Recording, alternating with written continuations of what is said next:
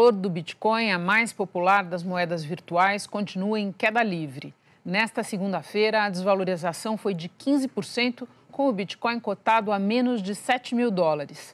No dia 17 de dezembro do ano passado, ele chegou a valer 20 mil dólares. Desde então, o preço caiu 65%. E apesar do sobe e desce no preço do Bitcoin, muitos empresários foram até o Paraguai atrás de energia mais barata para instalar mineradoras de moedas virtuais. Pode até não parecer, mas isso aí é uma mineradora. Mas o que essas máquinas garimpeiras estão procurando não é ouro, são bitcoins. O processo de conquista das criptomoedas é tão competitivo que é comparado pelos investidores à corrida por metais preciosos. E tem mais chances o computador mais rápido. Funciona assim, as máquinas são todas conectadas a uma rede digital e trabalham para decodificar dados complexos, lançados por um sistema mundial a cada 10 minutos. Quem desvendar o código primeiro recebe a recompensa de 12 bitcoins e meio. Então a gente tem que interpretar uma máquina como se fosse um funcionário teu dentro de uma grande mina. Então não significa que os teus funcionários vão achar ouro sempre. É tentativa e erro. Ele está cavando, uma hora ele vai achar pirita, uma hora ele vai achar ouro. Quanto mais funcionários você tem, mais tentativa e erro você faz, maior é a sua produção no final do dia. Cidade do Leste, segundo o maior município paraguaio, se tornou um polo de produção de criptomoedas. 5 mineradoras já funcionam na cidade, todas de donos brasileiros. Neste barracão, 80% dos equipamentos instalados são de clientes de 10 países diferentes. Eles alugam o espaço da mineradora para que as máquinas fiquem aqui funcionando o tempo todo. O principal atrativo para esses investidores é o custo da energia elétrica bem mais barato no Paraguai. No Paraguai, o custo médio da energia é de 7 centavos de dólar por quilowatt. No Brasil, o custo mínimo é de 28 centavos de dólar por quilowatt. A conta de luz da mineradora é, em média, o equivalente a cerca de 420 mil dólares por mês. No Brasil, esse valor seria o equivalente a mais de 2 milhões e meio de dólares. Além dos 6 mil computadores, a mineradora ainda precisa de muita ventilação.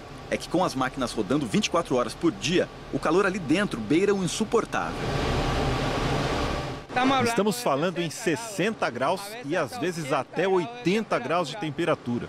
E o nosso desafio é tirar esse calor do ambiente interno da fábrica sem ter um custo alto com refrigeração. Um estudo feito pela empresa britânica Power Compare, especializada em análises energéticas, revela que a produção de dinheiro virtual já resulta em um grande aumento no consumo de energia em todo o planeta. Para se ter uma ideia, o gasto de energia com a mineração de bitcoins já supera o consumo total de energia de um país como a Irlanda.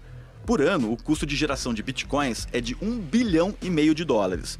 Apesar de ser um mercado em expansão, as criptomoedas carregam riscos enormes e uma constante variação nas cotações.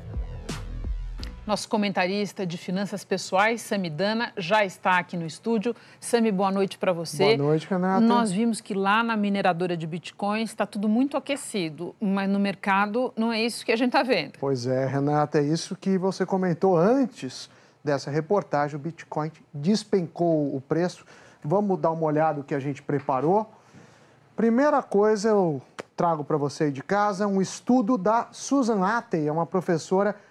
Esse estudo foi publicado pela Stanford School of Business e ela mapeou a característica de quem compra Bitcoin. Então, 65% comprou uma vez, das pessoas comprou uma vez, nunca mais vendeu. A gente tem 13% das pessoas que estão comprando e vendendo operações em curto prazo, 8,13% aplicações de longo prazo não frequentes e a gente tem também quem compra e vende em longo prazo, 4%. Agora, o que chama a atenção é que os mineradores, os antigos, os novos, as pessoas que usam Bitcoin totalizam 8,87%. E aí um número que eu me assustei.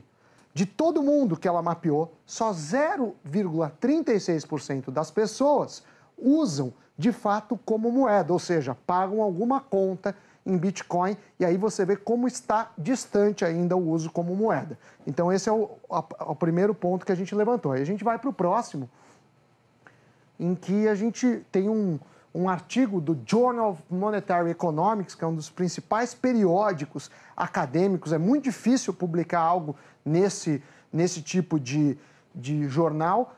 E aí eles mostram que Bitcoin teve fraude. Eles analisaram um período lá em 2013, mas não quer dizer que foi o único período que teve fraude. E mostrou que nos dias que tinha suspeita de fraude, o Bitcoin sumiu. E subiu muito. E essa corretora aí, essa Mt. Gox Bitcoin, comprou um monte de Bitcoin, vendeu, foram acusados, acabou quebrando. As pessoas que investiram por essa corretora perdendo dinheiro, foi o caos. E aí, Renata, tem mais um ponto que eu queria chamar a atenção aqui, que é o gráfico de preços. Se a gente pegar março do ano passado, o Bitcoin valia R$ 1.224. E aí começou, 1.224 dólares. Aí subiu, bateu 20 mil dólares, como você mesmo comentou, em dezembro, e aí tem despencado, um pouco antes do final do ano despencou bastante, e nos últimos dias continua. Inclusive, eu fui ver o preço agora, já estava menos de 6.400 dólares. E aí tem uma teoria que a gente vai projetar por cima desse gráfico, que é uma teoria de bolhas. Eu já falei, inclusive, aqui no Jornal da Globo, que eu entendo o Bitcoin como bolha, ainda não enxergo como uma moeda. A tecnologia, Renata, é excelente, mas a gente pode ver por esse prisma, e aí, é claro que é uma opinião, mas eu não estou sozinho, tem grandes economistas, ganhadores do prêmio Nobel, falam isso, então mostra que sempre decola, aí tem a primeira venda, aí entra a mídia, que é quando entrou aqui, mais recentemente, isso a gente está falando do segundo semestre, entusiasmo, ganância, novo paradigma, aí começa a cair. Então a gente vê uma similaridade um pouco do gráfico de uma bolha qualquer com a de Bitcoin. E por fim, a gente levanta alguns dados, que tem mais de 1.400 moedas digitais no mundo. Será que o Bitcoin é a que vai ficar? E quanto vale? Ninguém tem um modelo de preço ainda forte sobre isso. E o pioneiro, que o Bitcoin foi pioneiro, nem sempre dominou. Por exemplo, o Facebook não é a primeira rede social, a gente tinha um Orkut. Quebrou. O BlackBerry era o primeiro smartphone, também sumiu do mercado. O Alta Vista, ele era um buscador, o Google atropelou ele.